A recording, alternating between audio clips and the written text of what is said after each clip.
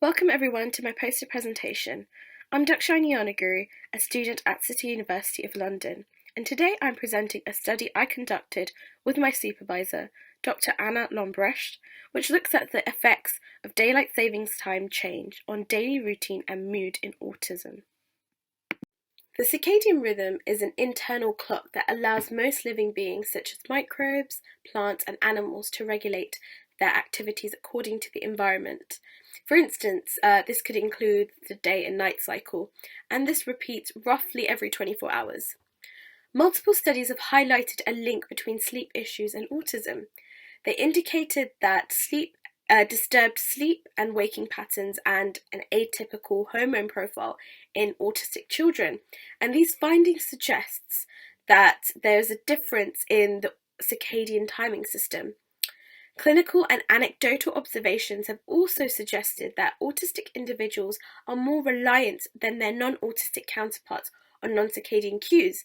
An example of these cues include schedules and timers, and they use this to support their daily routine so it runs a little bit smoother.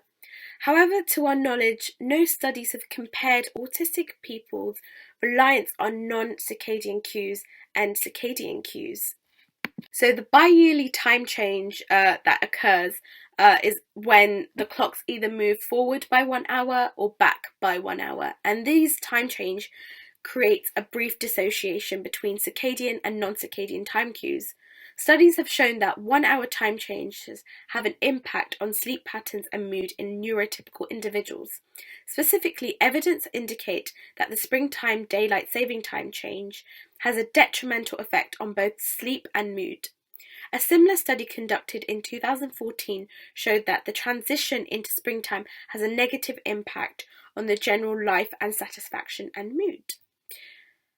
In our study, we investigate the roles of circadian versus non-circadian cues in regulating daily routine in autistic individuals. Specifically, we used the context of the springtime time shift, which took place on Sunday, the 28th of March, 2021, which is when the clocks moved forward by 1 hour.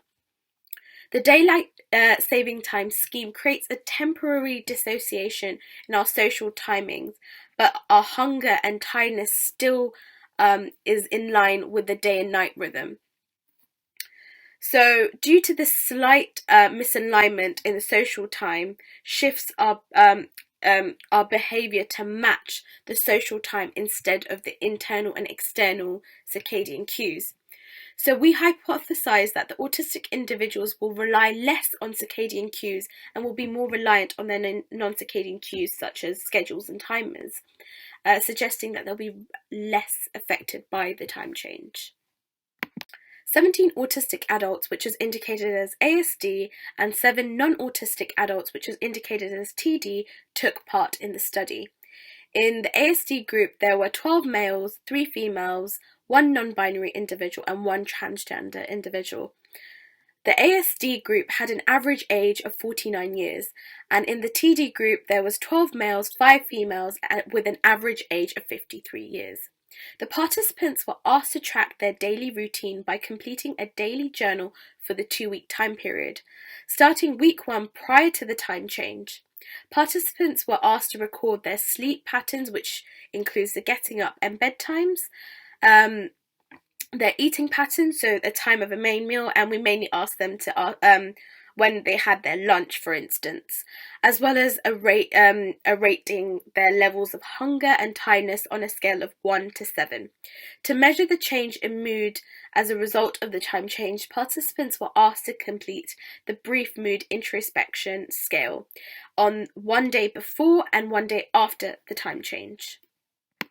So here we have the results that we collated from this study. So let's start off by looking at the results that we got for sleep duration.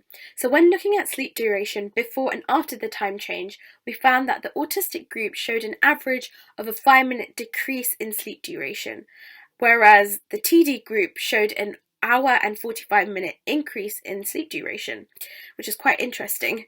But the interaction was not statistically significant.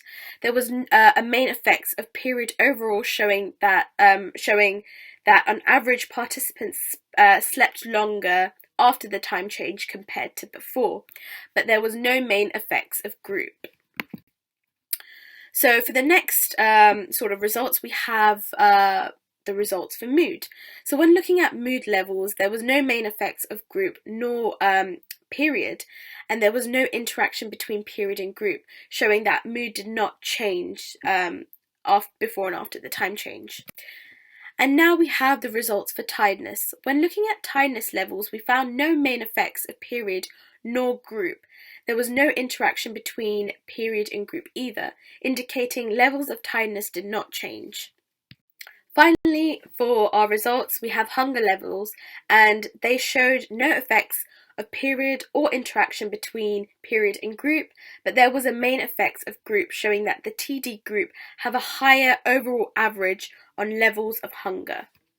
So to conclude, we have gathered that there was reduced levels of hunger in the autistic group, which kind of aligns with the reports that autistic individuals might have less access to their physiological states.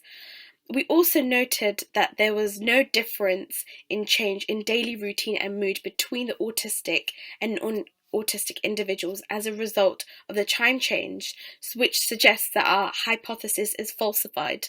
We'd also like to thank you, the participants, for their time, and thank you for your attention. I hope you have a lovely day.